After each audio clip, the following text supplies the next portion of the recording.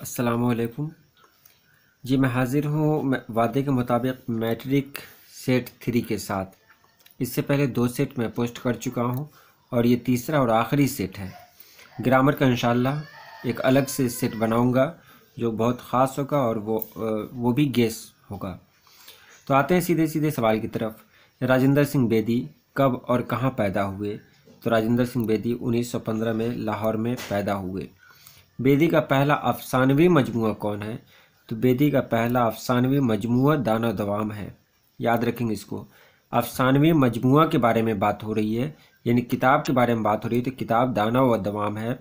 जबकि अगर पूछा जाए कि उनका पहला अफसाना कौन है, तो वो वहाँ पर चला जाएगा दूसरा, एक चादर मैली सी। तो यहाँ अफसानवी मजमूआ के बारे में बात की जा रही है, तो अफसानवी मजमूआ है दाना व दवाम।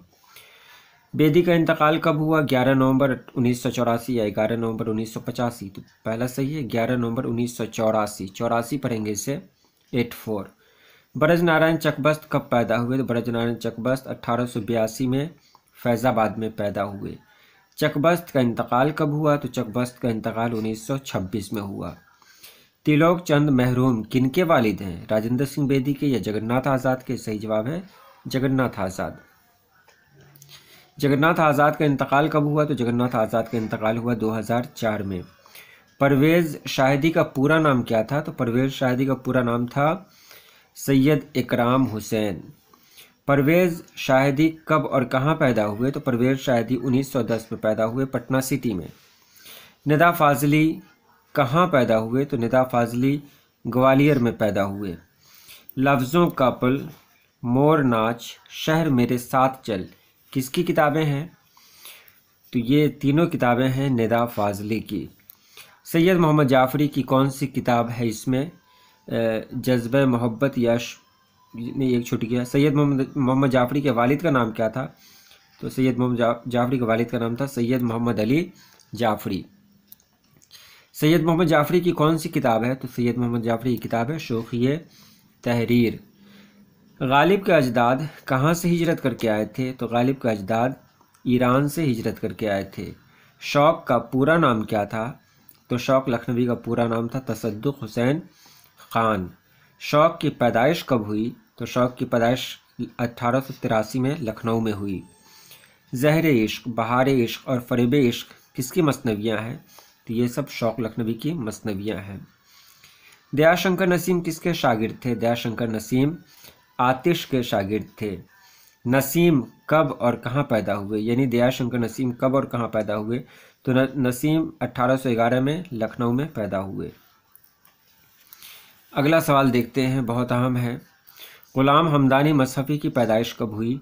तो ग़ुलाम हमदानी मसहफ़ी की पैदाइश हुई बी अमरोहा 1748 में। बहरुल मोहब्बत किसकी मसनवी है? तो बहरुल मोहब्बत मसहफ़ी की मसनवी है, मसहफ़ी की। मुबारक अज़ीमाबादी कब और कहाँ पैदा हुए? देखिए, नाम से बहुत सारे लोग कन्फ्यूज़ कर जाते हैं। मुबारक अज़ीमाबादी यानी अज़ीमाबाद, तो अज़ीमाबाद का तो अभी नाम पटना है, वो पटना में नहीं पैदा हुए। मुबारक अज़ीमाबादी 1869 में ताजपुर में पैदा हुए, जो उस ज़माने में दरभंगा ज़िला हुआ करता था। अब तो समस्तीपुर हो गया है, लेकिन ताजपुर दरभंगा में पैदा हुए। मुबारक अज़ीमाबादी किसके शागिर्द हुए? मुबारक अज़ीमाबादी दाग के शागिर्द हुए, दाग दहलवी के। जलवे दाग किसकी तसनीफ़ है, यानी किसकी किताब है? इसमें बहुत सारे लोग कंफ्यूज करते हैं। जलवे दाग ये मुबारक अज़ीमाबादी की ही तसनीफ़ है और इनके उस्ताद थे दाग दहलवी, इसलिए नाम भी पड़ा जलवे दाग। अहमद फ़राज़ की पैदाइश कब हुई? तो अहमद फ़राज़ की पैदाइश कब और कहाँ हुई? 1933 में पेशावर में हुई। हसन नईम का इंतकाल कब हुआ? नहीं, हसन नईम की पैदाइश कब और कहाँ हुई? तो हसन नईम की पैदाइश 1924 पटना में हुई। परवीन शाकिर कब और कहाँ पैदा हुई? नहीं, हसन नईम का इंतकाल कब हुआ? ये छूट गया। हसन नईम का इंतकाल 1991 में हुआ। परवीन शाकिर कब और कहाँ पैदा हुई? तो परवीन शाकिर ये 1952 कराची में पैदा हुई। इरफान सिद्दीकी कब और कहाँ पैदा हुए? तो इरफान सिद्दीकी कहाँ पैदा हुए? तो 1939 बदायूं में पैदा हुए। इरफान सिद्दीकी के मजमूए किस नाम से शाये हुए? तो इरफान सिद्दीकी के मजमूए दरिया के नाम से शाये हुए।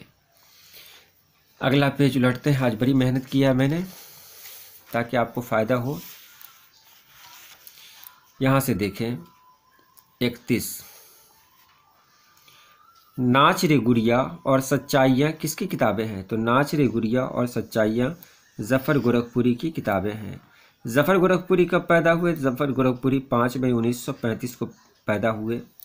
सलाम मछली शहरी कब और कहाँ पैदा हुए? तो सलाम मछली शहरी 1921 में मछली शहर में, नाम से ही पता चल रहा है ये जौनपुर में एक छोटा सा ये है इलाका है मछली शहर, वहीं पैदा हुए। सलाम मछली शहरी का इंतकाल कब हुआ? तो सलाम मछली शहरी का इंतकाल हुआ 1973 में। गज़ल के पहले शेर को क्या कहते हैं? तो गज़ल के पहले शेर को कहते हैं मतला। गज़ल का आखिरी शेर जिसमें शायर अपना तखल्लुस यानी नाम इस्तेमाल करे उसको क्या कहते हैं? तो आखिरी शेर को कहते हैं मक्ता। तबतुन नसूह क्या है? नॉविल है या अफसाना है? तो तबतुन नसूह नॉविल है। किसी की मौत पर जो नज़्म लिखी जाए उसे क्या कहते हैं? तो किसी की मौत पर जो नज़्म लिखी जाती है उसको कहते हैं मरसिया। मैंने मरासला को मुकालमा बना दिया है, किसने कहा? तो मैंने मरासला को, मरासला कहते हैं ख़त को, मुकालमा कहते हैं बातचीत को। तो मैंने मरासला को मुकालमा बना दिया, ये गालिब ने कहा। वातुर के किनारे किस ज़बान में है? तो वातुर के किनारे गुजराती ज़बान में है। गालिब का इंतकाल कहाँ हुआ? तो गालिब का इंतकाल दिल्ली में हुआ। याद रखेंगे, गालिब पैदा आगरा में हुए थे, उनका इंतकाल दिल्ली में हुआ। किसने इंटरव्यू लिया? इंटरव्यू लेने वाले कौन थे? तो इंटरव्यू लेने वाले थे फैयाज़ रिफत और असमत चुगताई। ये राजेंद्र सिंह बेदी का इंटरव्यू लिया गया था। हम नौजवान हैं किसकी नज़्म है? तो हम नौजवान हैं ये परवेज़ शाहिदी की नज़्म है। सैयद मोहम्मद जाफरी की तो खरा डिनर है, तो हम नौजवान हैं परवेज़ शाहिदी की नज़्म है। नज़्म बिजली का खंबा और नज़्म बहुत आसान थी, पहले किसने लिखी? तो ये निदा फाजली ने लिखी। सेकेंड हैंड किसका अफसाना है? तो सेकेंड हैंड वैकुम मोहम्मद बशीर का अफसाना है। मिर्ज़ा शौक़ का ख़ानदानी पेशा क्या था? तो मिर्ज़ा शौक़ का ख़ानदानी पेशा था तबाबत। दर्ज झैल में मज़ाह के शायर कौन हैं? देखिए यहाँ बहुत कंफ्यूज हुआ था मैं, क्योंकि क्वेश्चन में आ गया था मिजाज के शायर कौन हैं। अभी मैंने देखा है सवाल, तो दर्ज झैल में मज़ाह यानी हंसी मज़ाह जो होती है ना वो, तो मज़ाह के शायर कौन है? तो मज़ाह के शायर दिलावर फ़िगार हैं। याद रखेंगे, मिजाज भी दे सकता है गलत प्रिंट में, इसलिए वहाँ भी दिलावर फ़िगार को ही कहेंगे। आरिफ की मौत पर क्या है? तो आरिफ की मौत पर ये एक मरसिया है। राजेंद्र सिंह बेदी के पहले अफसाने का क्या नाम है? देखिए आ गया ना, ये था महारानी का तोहफ़ा, पहले मैंने गलत कर दिया, महारानी का तोहफ़ा। एक चादर मैली सी वो भी उनका है, लेकिन पहला अफसाना उनका है महारानी का तोहफ़ा। और पहला अफसानी मजमूआ क्या है? तब पहला अफसानी मजमूआ है दाना व दवाम। चकबस्त का इंतकाल किस वजह से हुआ? तो चकबस्त का इंतकाल फालिज की वजह से हुआ था। अब जो ख़ास मैंने आप लोगों के लिए बनाया है कि इसको भी देख लें, थोड़ा सा आपको सहूलत मिल जाएगी। सेकेंड हैंड में क्या क्या पढ़ना है? तो सेकेंड हैंड में जो कहानियाँ पढ़नी है वो सेकेंड हैंड बोल रहा हूँ मैं। रोशनी में क्या क्या पढ़ना है? तो रोशनी में आपको पढ़ना है सेकेंड हैंड, जिसके लिखने वाले हैं वैकुम मोहम्मद बशीर, ये मलयालम ज़बान की है। वातुर के किनारे कहानी पढ़नी है यानी अफसाना पढ़ना है, इसके लिखने वाले हैं पन्ना लाल पटेल, ये गुजराती है। सूरज का घोड़ा, इसके लिखने वाले हैं UR अनंत मूर्ति, ये कन्नड़ ज़बान का अफसाना है। अर्जुन लिखने वाली हैं महाश्वेता देवी, ये बंगाली ज़बान का अफसाना है। खाली संदूक लिखने वाले हैं इंदिरा गोस्वामी, ये आसामी ज़बान का अफसाना है। और इसी तरह अंग्रेज़िया बाबू लिखने वाले हैं हरी मोहन झा, ये मैथिली ज़बान का अफसाना है। यहाँ देखिए नज़में कौन कौन सी हैं? तो वारिस शाह से लिखने वाली हैं अमृता प्रीतम, ये पंजाबी ज़बान का अफसाना है। दिए लिखने वाले हैं अरुण कोल्हटकर, ये मराठी ज़बान का अफसाना है, ये मराठी ज़बान की नज़म है। बारिश की सुबह लिखने वाले हैं सीताकांत महापात्रा, ये उड़िया ज़बान की नज़म है। इंसान लिखने वाले हैं शशुंदर शर्मा, ये तेलुगु ज़बान की नज़म है। और वह मुलाकात लिखने वाले हैं के सच्चिदानंद, ये मलयालम ज़बान की नज़म है। चलिए तो आज के लिए इतना ही, लेकिन इसके बाद भी मैं बहुत ही ख़ास बहुत ही अहम वीडियो पोस्ट करता रहूँगा। कुछ ख़ास जो मौज़ूआत हैं वो बचे हुए हैं क़वायद के, इंशाअल्लाह बहुत जल्द क़वायद और इसके साथ ही जो गज़लें हैं, गज़लों के बारे में मैं आपको बताऊंगा, कैसे तशरीह की जाती है, ख़त कैसे लिखे जाते हैं, ये सब मैं आपको बताऊंगा।